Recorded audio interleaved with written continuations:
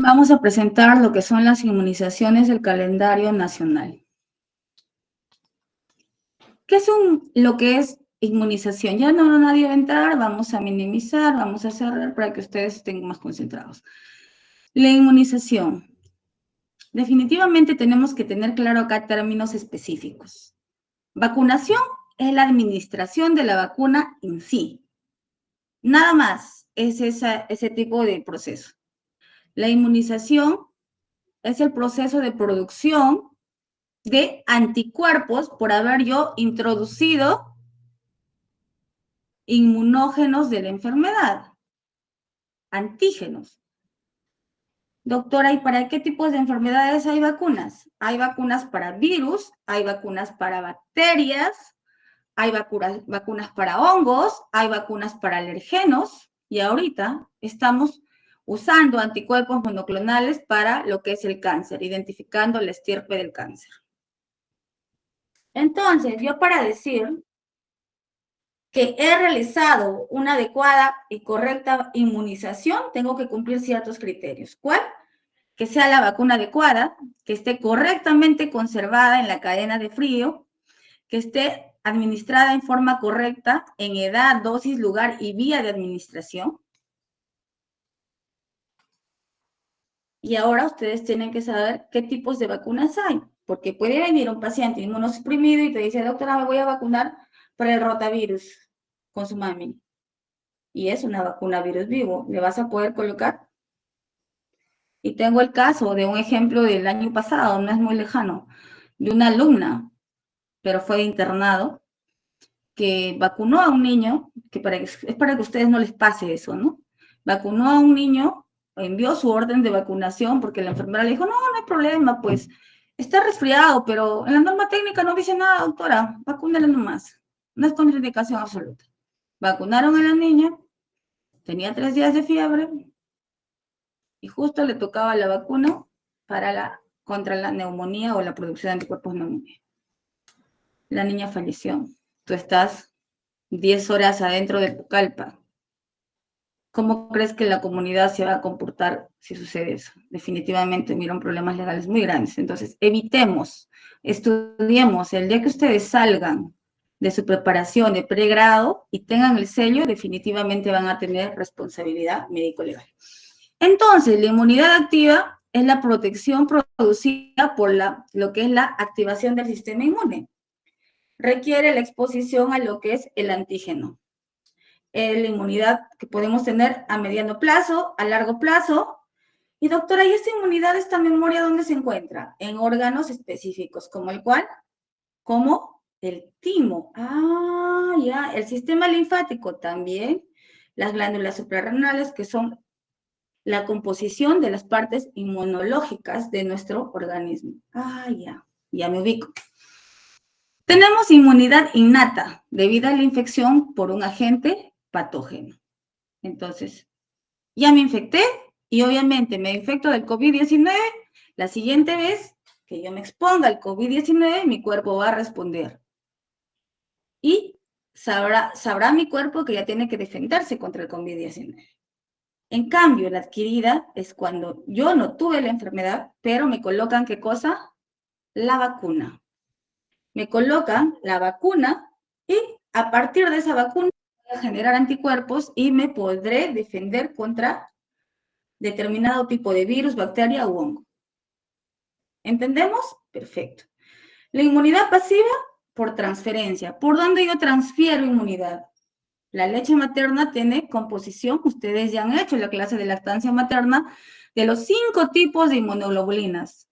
A, D, G, M y E. Heredamos enfermedades, como también heredamos salud. Por ejemplo, si yo soy atópica, mi hijo probablemente tenga atopía al 60%.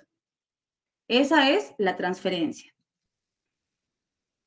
Y a través de la placenta y leche materna, que acá tranquilamente la pueden ver, y que por excelencia segregamos la inmunoglobulina A en la leche materna. Y como les mencionaba, y la inmunidad pasiva adquirida que va a darse en largo tiempo para quienes, para aquellos pacientes que tengan cáncer, que son los inmunógenos y medicamentos, anticuerpos monoclonales, que son los famosos elementos que están tratando el cáncer, como el famoso rituximab, ¿no? Entonces, si yo ya me ubico y sé cómo debo de vacunar, cómo tiene que estar mi vacuna, cómo se adquiere esta inmunización, yo voy a tener que conocer cuáles son las vacunas que me ofrece el Ministerio de Salud como ente rector en el Perú. Definitivamente, el Ministerio de Salud va a regir sobre quiénes, sobre lo que es MINSA de Salud, Fuerzas Armadas y todas las clínicas. Todos se tienen que normar por las normas técnicas del Ministerio de Salud. Doctora, pero hay vacunas que venden en las clínicas, ¿serán mejores? El principio activo es el mismo, pero tienen adyuvantes distintos, vehículos diferentes. Entonces, de pronto eso hace que haga que tengan menos efectos colaterales, como menos fiebre, ¿no?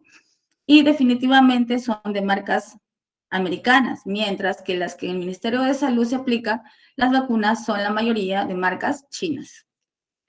¿Qué vacunas están presentes en el MINSA? La BCG, ¿contra qué? Contra la TBC.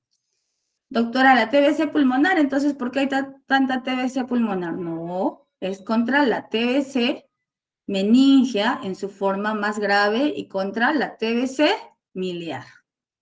La vacuna de la hepatitis B. ¿Qué nos protege contra la hepatitis B? La pentavalente, que está incluyendo a quiénes? La DPT. ¿Qué es la DPT? Difteria, tétanos y pertusis, ¿no es cierto? Chicos, ¿están vivos? Chicos, ¿están vivos? Sí, doctora. Sí, doctora. Ya. ¿Y qué más le colocamos ahí? ¿Por qué es pentavalente? Son 5. ¿Qué más le colocamos ahí?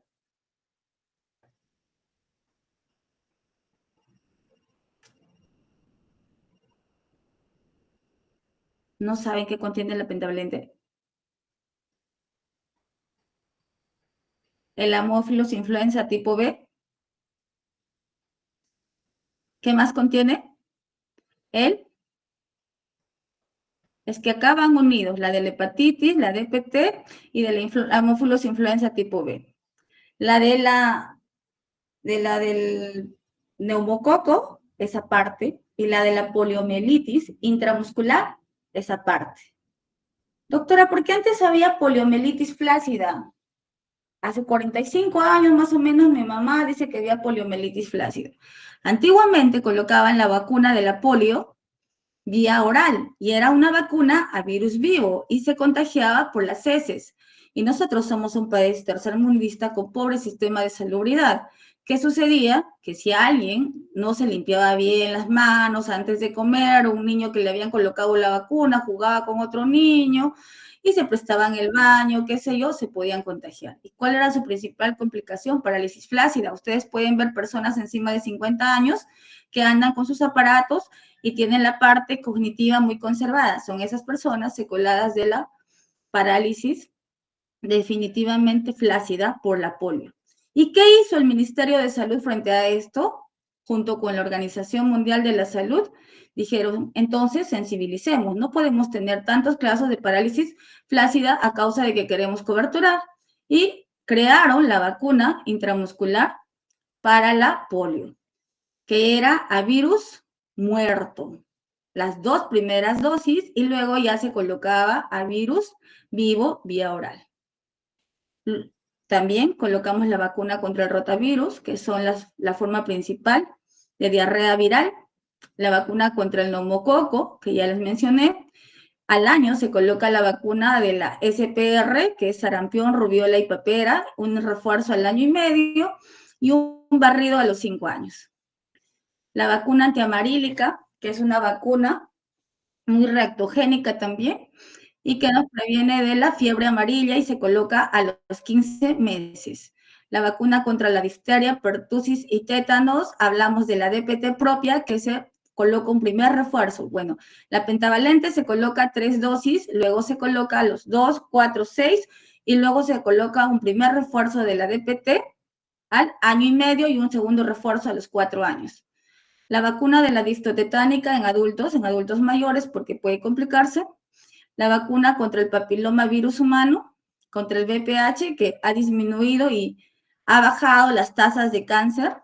Y obviamente el cáncer de cuello uterino ya no es la primera causa de muerte en mujeres en Perú. Ha pasado a ser el cáncer de mama, seguido del cáncer gástrico, y en tercer lugar, el virus del papiloma virus humano. Yo creo que de acá a 20 años, pues definitivamente ya no va a haber el contagio, ni siquiera va a pasar a ser tercer lugar, deberá ser 10º, qué sé yo. Y la vacuna contra la influenza estacional que se debe colocar cada año. Posteriormente, a estas vacunas agregamos más vacunas. Ustedes saben que la inversión en la prevención en un sistema de políticas de salud te va a disminuir los costos de salud. Si nosotros prevenimos a una enfermedad, definitivamente no vamos a rehabilitar ni dar tratamiento a esa enfermedad, es generar gastos. ¿Qué vacunas ingresan en el 2018? Con la norma técnica 719 ingresa la vacuna contra la varicela. Y también ingresa la vacuna combinada de la diftotetánica para gestantes. Muy bien. Y ahora ustedes tienen que tener definiciones operativas en su cerebro. ¿Cuáles? Por ejemplo, la vacuna. ¿Qué es la vacuna? Es una fracción del microorganismo, ya sea virus, bacteria, hongo, alergeno o estirpe de cáncer, que va a hacer que mi organismo cree anticuerpos. Eso es el concepto de vacuna, sencillamente. La vacuna monovalente solo va a contener un solo serotipo del microorganismo. La vacuna conjugada puede tener varios componentes del microorganismo y hablan de la vacuna de antígenos T.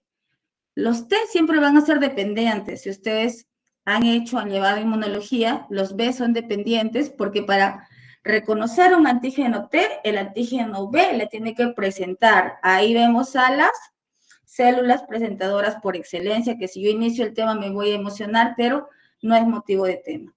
Y acá tenemos este tipo de antígenos que van a producirnos ¿qué? ¿Y qué nos interesa? Memoria inmunológica.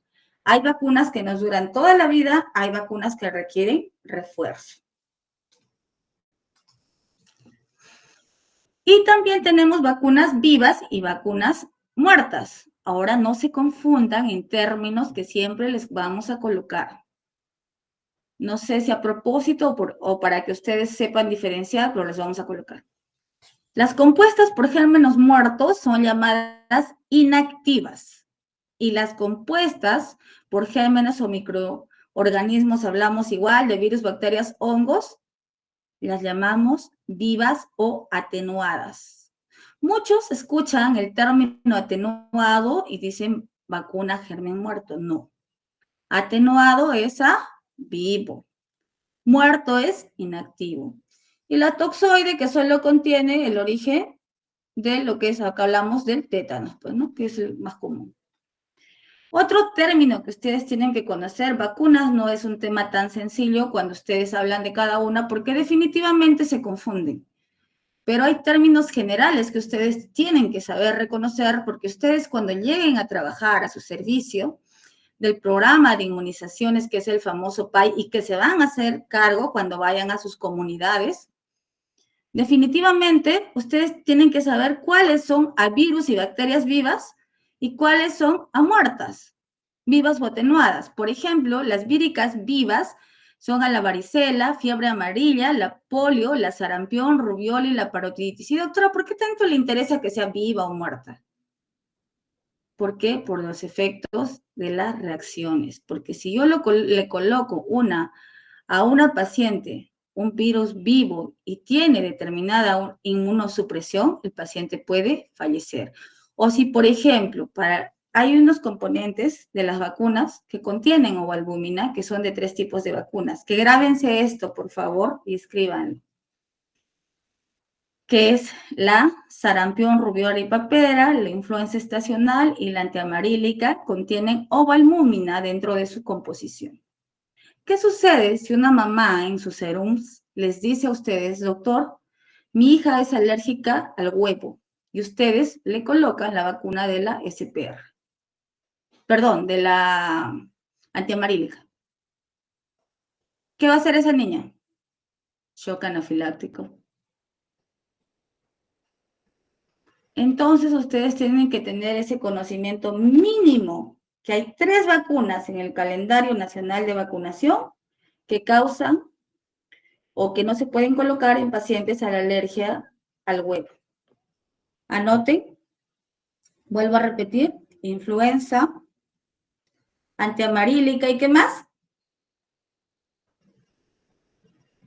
No están acá, chicos, estoy hablando sola.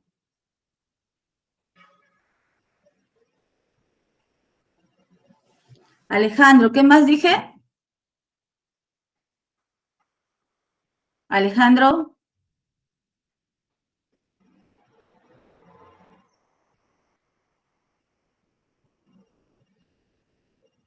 No hay nadie, estoy en clase sola. No escucho a nadie, ¿no hay nadie? Dejo de compartir entonces. ¿La SPR, doctora? La SPR. No se puede colocar en pacientes alérgicos a la clara de huevo específicamente, donde se encuentra la ovalmúmina. Hay vacunas que también son muertas o inactivas, no se confundan atenuadas que son vivas. Por ejemplo, tenemos para la rabia, para la gripe, para la polio parenteral, para la hepatitis A, encefalitis japonesa, gripe y lo que es hepatitis B. ¿Qué quiere decir? Que estas vacunas no me vayan a producir mucha reacción alérgica. Eso le llamamos nosotras que sean reactogénicas. Y tenemos también a las bacterias vivas atenuadas, como la BCG, el cólera oral y lo que es la tifoidea. Y dentro de las muertas, dentro de lo que son las bacterianas, tenemos al cólera, que nos azotó en los 1990 aproximadamente, que se presentó una epidemia en la costa de Perú, comenzó por Tumbes, que fue algo parecido a lo que es el rotavirus, diarreas blanquecinas, el paciente se deshidrataba y que se relacionaba al consumo de pescado. Y aquella vez se crea la vacuna, pero no se dispensa a nivel de lo que es MINSA, la vacuna a virus muerto contra el cólera. A las subunidades toxoides tenemos a lo que es el tétanos y la difteria, a los polisacáridos simples, a la del meningococo, que no está actualmente en el Sistema Nacional de Vacunación, como lo vamos a ver, y la neumococo 23 valente, que estuvo en el Sistema Nacional de Vacunación, pero que actualmente está la 13 valente. La conjugada, a lo que es Haemophilus influenza conjugada. Tenemos también a la del meningococo C, que tampoco está en el calendario de vacunación, que ese es nuestro principal talón de Aquiles en la actualidad, que la vacunación de nuestro sistema nacional no cobertura la meningitis, porque las demás enfermedades sí cobertura. Y la neumococo 7 valente, que estuvo cuando se inició la vacuna, actualmente contamos con la 13 valente, como les decía, y la única vacuna celular que es característica de examen, que pues es de la tos ferina. Ahora, ¿para qué me interesa, doctora? Está hablando en chino. ¿Para qué me interesa saber si es una vacuna viva o muerta? ¿Por qué? Porque me interesa saber, para hacerles una comparación con las marcas de las vacunas del COVID-19 y ustedes puedan reconocer prácticamente, por ejemplo, la vacuna inactiva o muerta es incapaz de replicarse. Aquí nos hace acordar a Sinopharm, vacuna china. No produce la enfermedad. Ventajas, menos reactogénicas, no transmisible de sujeto a sujeto no vacunado, fabricación más sencilla, inconvenientes, escaso estímulo celular, necesidad de varias dosis. ¿Se acuerdan de Sinopharm? ¿Era bueno, bonito y barato? No. ¿Era bueno? No. ¿Era barato? No nos coberturaba, murieron muchos médicos en la segunda ola, tercera ola, ¿no? Post vacunados. Segunda, tercera ola. Entonces, ¿qué quería decir? Que esta vacuna no nos coberturó y requeríamos muchos refuerzos. Y que además no nos coberturaba la parte celular. Los primeros 7 días del COVID-19 actúa la parte preinflamatoria. humoral. Y los siguientes 7 días, la parte celular, la parte proinflamatoria, y solo nos coberturaba la preinflamatoria, que era la humoral. Entonces, no son vacunas que nos vayan a garantizar que nos coberture la enfermedad. Mientras, hablamos de Pfizer, hablamos de Johnson & Johnson, que eran vacunas vivas o atenuadas. La característica es que se replique en el huésped presentando virulencia. Ventajas: induce una respuesta celular y humoral, las dos. Menor número de dosis, mayor protección, pero obviamente mayor costo. Acá tenemos las diferencias entre estos dos tipos de vacunas. Las diferencias que vamos a tener entre las atenuadas y las inactivas, como les mencionaba, en las atenuadas vamos a tener pocas dosis porque son a virus vivo, mientras que en las inactivas o muertas, varias dosis. Mayor reactogenicidad en las atenuadas, las inactivas menos, capacidad de replicación más en las vivas atenuadas, y en la que actúa en los dos sistemas, tanto humoral y como celular, va a ser la vacuna atenuada o viva, mientras que la muerta va a tener escasa respuesta a inmunidad celular, que es la que nos producía más problemas en la complicación del COVID-19. Ustedes se preguntarán, ¿y qué constituye? ¿Cuáles son las partes? ¿Qué cosa tenemos inmerso dentro del componente de una vacuna? Tenemos el agente inmunizante, que es el principio activo, tenemos el diluyente, hasta el frasco característico de cada vacuna para darle la conservación específica para ese tipo de agente. La sustancia que va a prevenir la alteración de la vacuna y va a facilitar lo que es la conservación, y el famoso adyuvante. En los 1990, cuando teníamos los primeros casos en Europa de autismo, teníamos de adyuvante en las vacunas al timerosal. ¿Y qué dijeron los franceses? Que el timerosal era el causante de lo que era el autismo a nivel mundial. Entonces, ¿qué sucedió? Surgieron en Europa corrientes donde dejaban de vacunar a los niños. Menos mal en Latinoamérica no hubieron estas corrientes, porque si no hubiéramos tenido cantidad de niños que podrían haberse complicado de otras enfermedades. Y posteriormente quitaron el timerosal de la vacuna, pero seguía sucediendo lo mismo. Entonces se hacen estudios y no era la causa de lo que es el autismo, ¿no? Y el adyuvante, pues era la sustancia que incorpora la fórmula de las vacunas que incrementa y potencia en la forma más específica, ¿no? Ahora, doctora, ¿qué sucede si yo le vacuno a mi niño contra lo que es la BCG o lo que es las formas graves de tuberculosis, y a los 6 meses viene la mami y presenta una pústula en el brazo donde se le vacunó? ¿Qué haces, Alejandro? Sí, que Alejandro estaba, no me acuerdo los otros nombres, Almendra, ya me acordé, Almendra. Si Almendra está trabajando en su comunidad ya de médico general y de pronto viene una señora con una linfadenitis supurativa, una secreción granulomatosa supurativa amarillenta, y le dice: doctora, esta lesión persiste desde que le han colocado la vacuna contra la BCG, que fue al nacimiento, y a la actualidad sigue presentando. Le curamos, le drenamos, le doy antibiótico, nada. No le doy nada. ¿Por qué no le doy nada? Porque le digo que tiene que bañarse, porque es una de las principales reacciones adversas post-vacunales, ¿no? Muy bien. Y ahora, por ejemplo, ¿qué producía la hepatitis B? Lo más común, la anafilaxia, que es la reacción alérgica. La sarampión, rubiola y papera, cuando ustedes vean, lo que va a producir más comúnmente son convulsiones febriles por encefalitis. La fiebre amarilla, encefalitis. La Sabin, que nos producía, que ya les hablé de la Sabin, es la vacuna contra la polio que se daba vía oral, que era virus vivo, que nos producía poliomielitis paralítica flácida, pero que desde que nosotros ya damos lo que es o aplicamos la vacuna intramuscular a virus inactivo, pues obviamente hemos reducido esas tasas. La DPT, que te produce frecuentemente, ¿qué? Llanto persistente y convulsiones. No se olvide, tétanos nos produce frecuentemente la neuritis del plexo braquial. Y ahora ustedes se pondrán a pensar por qué algunas colocamos intradérmica, por qué algunas damos vía oral, por qué damos subcutánea o intramuscular. Acuérdense ustedes que el músculo está vascularizado. Si yo coloco una vacuna intramuscular, obviamente que su efecto va a ser más rápido porque está irrigado. Entonces, ¿qué hacemos nosotros? Según el tipo de vacuna, los investigadores ubicaron la mejor forma de colocación para que hagas menos reacción alérgica. Por eso que la TBC, la BCG, que viene del bacilo, ¿qué bacilo, chicos? ¿Se acuerdan? Porque la TBC han visto hasta en adultos.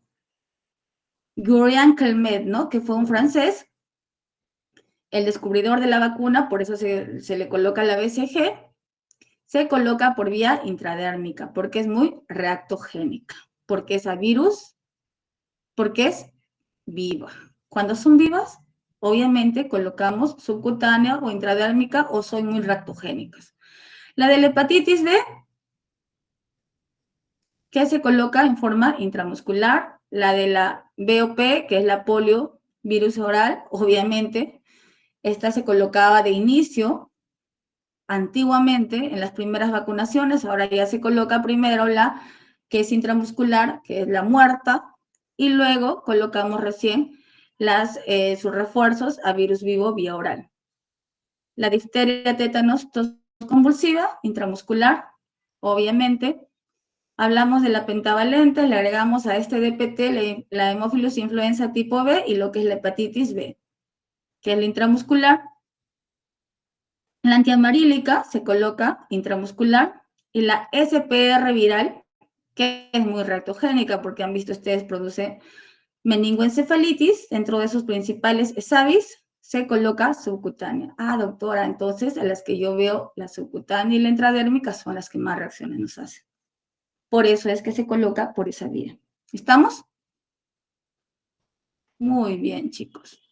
La vacuna, ¿cuántos grados debe de vivir en la cadena de frío? De 0 a 8 grados. Para que ustedes hagan un comparativo, tengo acá el esquema de vacunación de Perú 2019 de 0 a 9 años. En el recién nacido, ¿qué vacuna se aplica? En la BCG, en la hepatitis B, en el recién nacido, a los 2 meses, ¿qué se aplica? La segunda dosis de la hepatitis B, aplico la pentavalente, ¿no es cierto? Que es la DPT más la influenza tipo B y la polio intramuscular. Ah, y también aplico la primera dosis del neumococo y la rotavirus vía oral contra formas de diarreas por el virus del rotavirus. Ok, muy bien.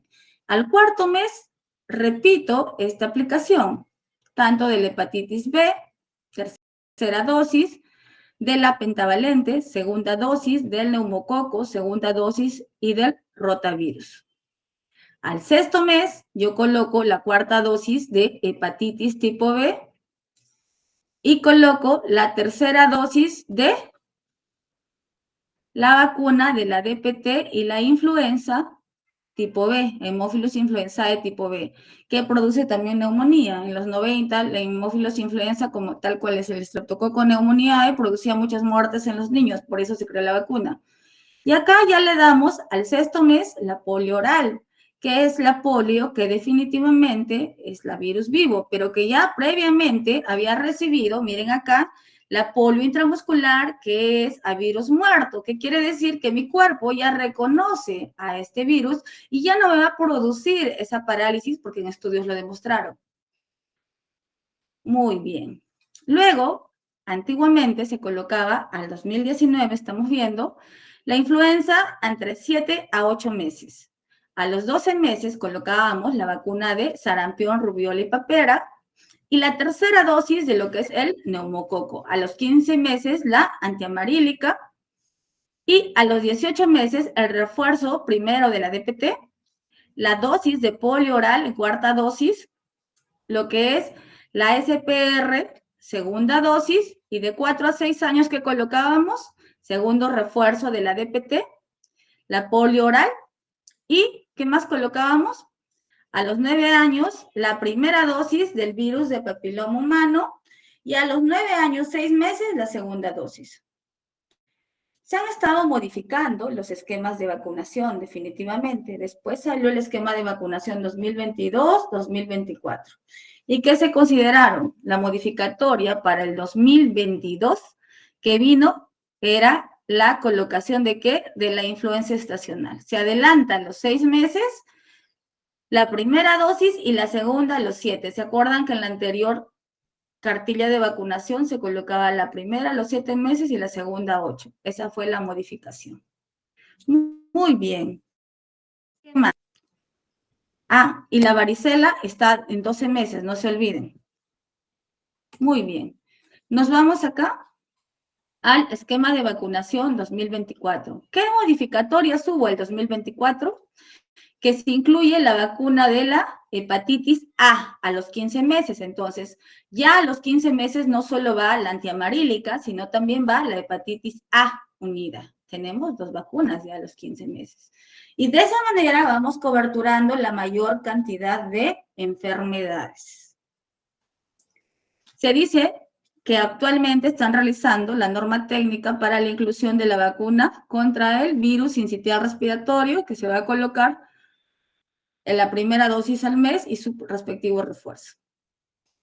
Y lo que estamos esperando con ansia nosotros como pediatras, definitivamente, es la inclusión de la vacuna de la meningitis o contra la meningitis, porque se aplica el mismo antígeno, ¿no?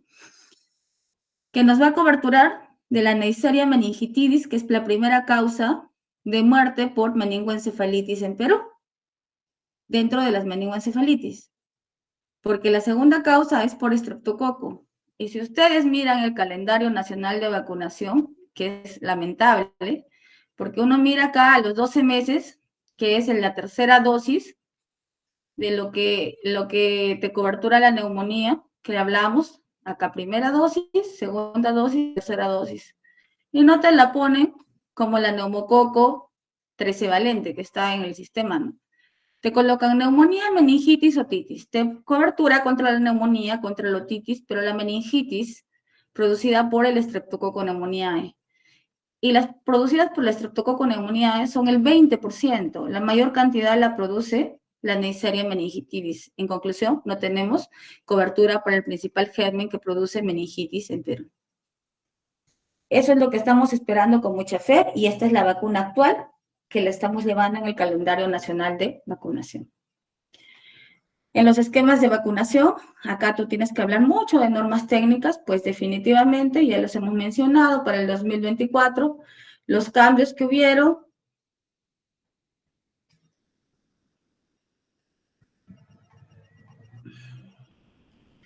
hasta que llegamos a la inclusión de lo que era la vacuna de la hepatitis A. La otra pregunta que es importante que ustedes tienen que tener en cuenta es si, por ejemplo, les preguntan cuál es el mínimo de tiempo entre un intervalo de una vacuna a otra vacuna, es un mes, 4 semanas. Por ejemplo, acá dice tipos de antígenos, 2 o más antígenos vivos atenuados parenterales. Hablamos de sarampión, rubiola y papera, hablamos de la marílica y hablamos de la varicela, mínimo con un intervalo de un mes. ¿Por qué? Porque son las más reactogénicas, porque son ¿a qué? A virus vivo. Y se administra considerando una separación mínima de 2.5 centímetros.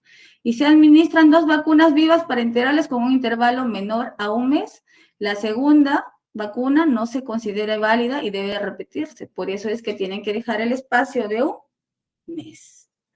De 2 o más antígenos inactivos, acá hablamos de la pentavalente, neumococo DPT, dentro de la norma técnica influenza, se administran con cualquier intervalo. ¿Por qué? Porque no son reactogénicas. Igual con una separación de 2.5 y diferenciar la zona específicamente. Es diferente, ¿no? Y acá para que ustedes vean la realidad de brechas, porque es importante que ustedes sepan la cantidad de brechas en nuestro Perú. Acá podemos ver los trazadores del avance de la cobertura de las dosis al 2023. Vemos los indicadores que la mayoría de niños han recibido la vacuna de la BCG contra lo que es la hepatitis B, la polio, la pentavalente, rotavirus, influenza. Ojo, acá estamos al niño lo han llevado a sus controles casi hasta el año completo. Neumococo lo colocaron después del año, pero les tocaba el año. Listo, acá está, sí, está bien. Y la SPR, que ustedes saben que se va a colocar al año y el año 8 meses. Pero cuando ya nos vamos a lo que es la colocación de la influenza, hablamos netamente en personas adultos mayores, no tenemos esa misma trazabilidad. Vemos que la importancia de nuestro cuadro, ¿en quiénes está? En los niños. Tenemos acceso a vacunación nacional gratuita, tanto sea por MINSA, Salud o por el CIS, pero no estamos llegando a un 100%. Acá, en el avance de coberturas de lo que es la antipoliomielítica y lo que es la pentavalente, las regiones, vemos quiénes son las regiones que más cobertura tienen. Las que tienen más cobertura definitivamente son Moquegua, Lima, provincia Callao e Ica. Luego seguida de lo que es netamente Tacna, Madre de Dios, Junín, Tumbes, Arequipa. Y las que menos cobertura han tenido son Puno, Lima Centro, Lambayeque, Huancavelica, Ucayali y Loreto. Coincidentemente, los lugares donde hay más extrema pobreza. La pentavalente, de igual manera, las que han flaqueado en lo que es el sistema de vacunación son estas mismas regiones. Puno, Loreto, Ucayali, Amazonas. Las coberturas en niños y niñas en la SPR, vemos que Lima y provincia siempre está a la cabeza con sus controles y siempre vemos la parte del sur como que es Cusco, Arequipa, Huancavelica, Puno y Lima Centro, que pues definitivamente tienen marcadores bajos, ¿no? Tenemos todas las vacunas en cobertura, pero no estamos cumpliendo nuestros objetivos del milenio. Acá tenemos la SPR para el 2023 y se torna definitivamente más en rojo porque es la segunda dosis. Y la segunda dosis es hasta el año y medio. ¿Qué quiere decir? Que cuidamos a nuestros hijos con sus vacunas más hasta el año y cuidamos menos a los adultos mayores que a los...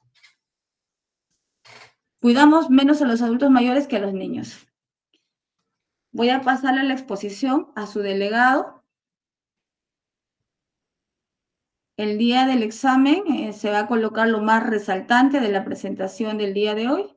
Gracias por su atención. Si tienen alguna pregunta.